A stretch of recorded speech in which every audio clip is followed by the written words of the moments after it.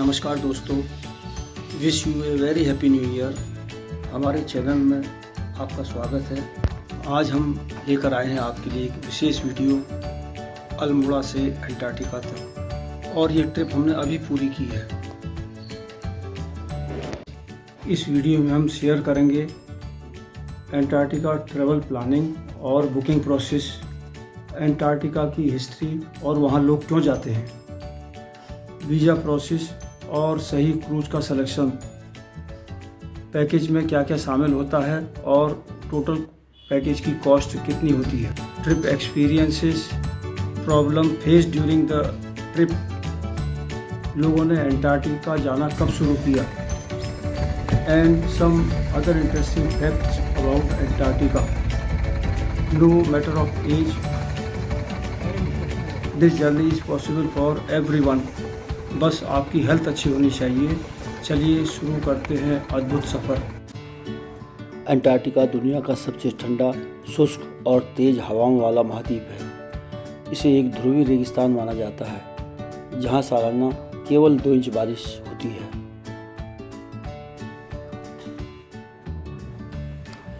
यहाँ की बर्फ़ पृथ्वी के 70% ताज़े पानी और 90% बर्फ़ का भंडार है। सर्दियों में इसका आकार दोगुना हो जाता है और हवाएं यहाँ पर 200 मील प्रति घंटे से चल सकती हैं। बर्फ़ की औसत मोटाई 1.9 किलोमीटर है, जो कुछ स्थानों पर 4.8 किलोमीटर तक हो सकती है। यदि यह बर्फ़ पूरी तरह पिघल जाए तो समुद्र का स्तर 200 फीट तक बढ़ सकता है। आकार की दृष्टि से अंटार्कटिका 5वां सबसे बड़ा महाद्वीप है। यह दक्षिणी अटलांटिक महासागर, दक्षिणी प्रशांत महासागर और दक्षिणी हिंद महासागर से घिरा हुआ है। इन महासागरों का संगम इसे पूरी तरह से आवृत करता है। यहाँ से टूटने वाले हिमखंड विशाल होते हैं। अब तक का सबसे बड़ा आइसबर्ग B-15 लगभग 295 किलोमीटर लंबा और 37 किलोमीटर चौड़ा था। इसका क्षेत्रफल लगभग जमैका जैसे देश के आकार का था। ये आइसबर्ग समुद्र में धीरे धीरे पिघलते हैं और वर्षों तक टिके रहते हैं। अंटार्कटिका में कोई स्थायी मानव बस्ती नहीं है। यहाँ केवल वैज्ञानिक रिसर्च स्टेशन है, जो सर्दियों में करीब 1000 और गर्मियों में 5000 से ज़्यादा लोग रहते हैं। यहाँ पर 29 देशों के लगभग 90 स्थायी अनुसंधान केंद्र हैं। यह महाद्वीप जीवन में एक बार देखने लायक स्थानों में से एक स्थान है। अंटार्कटिका यात्रा का सबसे अच्छा समय अक्टूबर से मार्च के बीच होता है, खासकर दिसंबर-जनवरी में, जब दिन लंबे और वन्य जीवन का अनुभव बेहतरीन होता है। उस्वाया अर्जेंटीना से क्रूज और पुंटा एरेनास चिली से फ्लाई क्रूज यात्रा के प्रमुख मार्ग हैं। अर्जेंटीना से लगभग 80 to 85% और पुंटा एरेनास चिली से लगभग 10 to 15% यात्री अंटार्कटिका जाते हैं, जबकि न्यूजीलैंड, ऑस्ट्रेलिया और दक्षिण अफ्रीका जैसे विकल्प भी मौजूद हैं। यात्रा का खर्च लगभग $8,000 से $15,000 प्रति व्यक्ति हो सकता है। एक्सपीडिशन शिप व जोडिक बोट्स के जरिए यात्रा करना सबसे अच्छा है। पासपोर्ट, ट्रैवल इंश्योरेंस और अर्जेंटीना या चिली के वीज़ा अनिवार्य हैं, जबकि अंटार्कटिका के लिए किसी वीज़ा की आवश्यकता नहीं है। अंटार्कटिका में लैंडिंग के लिए अंटार्कटिक संधि और IAATO international association of Antarctica tour operators के दिशा निर्देशों का पालन किया जाता है, जिसके अनुसार एक समय में एक साइट पर 100 यात्रियों को उतरने की ही अनुमति होती है। छोटे क्रूज इन नियमों का पालन करते हैं, जिससे यात्रियों को बेहतर अनुभव मिलता है और ज़्यादा लैंडिंग के अवसर मिलते हैं।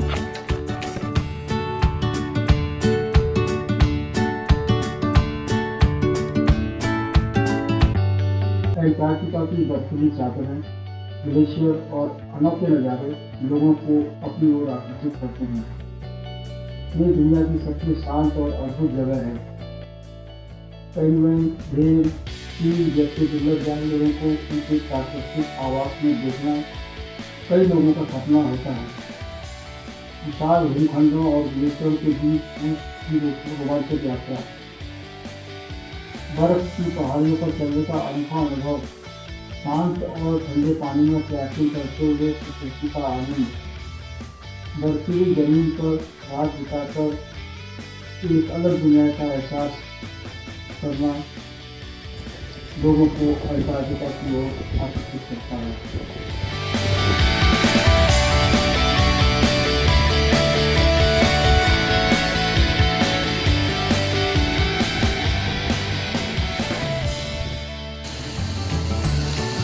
मनुष्य ने अंटार्कटिका की यात्रा 19वीं सेंचुरी की शुरुआत में प्रारंभ की थी। यह यात्रा अद्भुत खोजों और कठिनाइयों का प्रतीक बन गई। 1820 में पहली बार फैबियन गोडविल वॉन बेलिंगहसन और मिखाइल लाज़रेव ने इस बर्फीली भूमि अंटार्कटिका को पहली बार देखा। 1895 में नॉर्वेजियन एक्सपीडिशन ने पहली बार अंटार्कटिका की भूमि पर कदम रखा। 14 दिसंबर 1911 को रोनाल्ड एमंडसन ने अपने दल के साथ इतिहास रच दक्षिणी ध्रुव पर पहुंचने वाले पहले व्यक्ति बने। एंटार्क्टिक ट्रीटी ऑफ 1959 यह एक अंतर्राष्ट्रीय समझौता है जिसे 1 दिसंबर 1959 को 12 देशों ने हस्ताक्षरित किया था। यह संधि अंटार्कटिका को केवल शांति और विज्ञान के लिए संरक्षित करती है। आधुनिक युग में अंटार्कटिका पर्यटन और वैज्ञानिक अनुसंधान का केंद्र बन चुका है।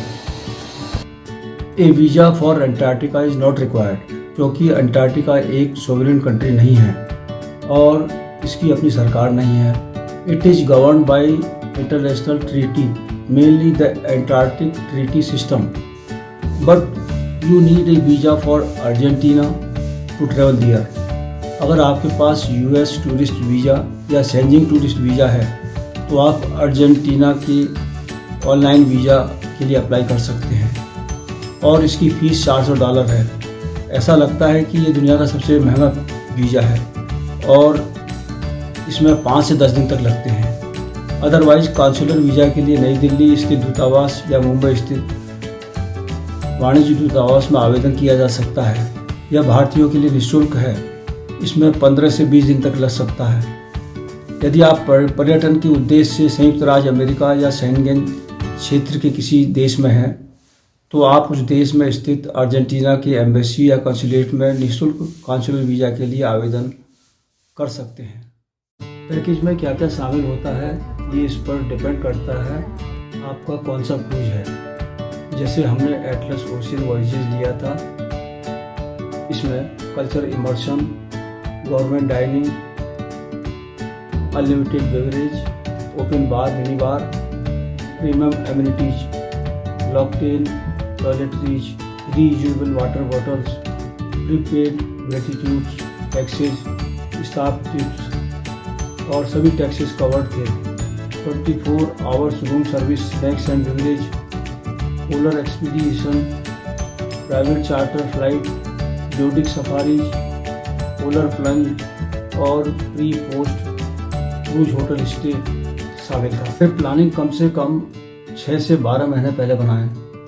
ऑफ सीजन यानी कि नवंबर या मार्च में क्रूज बुक करें as it is comparatively cheaper. सुनिश्चित करें कि cruise operator IAATO international association of Antarctic tour operators का मेंबर हो। जो भी क्लॉथिंग्स व एसेसरीज जैसे waterproof pant, gloves, thermal innerwears, goggles, sunscreen आदि हैं, खरीद कर रखें। किराए पर मिलने वाली चीज़ों के भरोसे न रहें। गूगल ट्रांसलेशन ऐप डाउनलोड करें जो ट्रांसलेशन में मदद करेगा। The SUBE card is used to pay for the public transportation in Buenos Aires including buses, trains and the subway. इसे आप कियोस्क, ट्रेन स्टेशंस या सबवे स्टेशन से खरीद सकते हैं। Mobile SIM card can be bought at airport, kiosk, official stores या mobile shop से खरीद सकते हैं।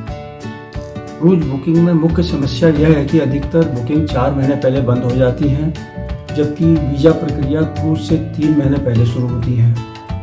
क्रूज लाइन से संपर्क कर क्रूज ऑपरेटर से यह पूछें कि क्या बुकिंग और वीज़ा के समय के बारे में उनके पास कोई समाधान है, अन्यथा आपको अन्य क्रूजों पर निर्भर रहना पड़ेगा जो पूरी तरह से बुक नहीं हुए हैं, जिनकी बुकिंग शेड्यूल और वीज़ा प्रक्रिया आपसे मेल खाती है। अर्जेंटीना में लैंग्वेज प्रॉब्लम व वेजिटेरियन लोगों के लिए फूड प्रॉब्लम आ सकती है। भारत से लंबी यात्रा के बाद व्यक्ति को जेट लैग का सामना करना पड़ सकता है, इसलिए आप अर्जेंटीना में जेट लैग से रिकवरी के लिए यात्रा से 2 या 3 दिन पहले पहुँचें। इस दौरान हॉप ऑन हॉप ऑफ बस से सिटी टूर कर ब्यूनस एयर्स शहर का आनंद ले सकते हैं। इस वीडियो को देखने के लिए धन्यवाद। इसमें अंटार्कटिका की यात्रा की प्लानिंग, वीज़ा और क्रूज की जानकारी साझा की। अर्जेंटीना और अंटार्कटिका के अनुभवों के लिए मिलते हैं अगले वीडियो में। जुड़े रहें। नमस्कार।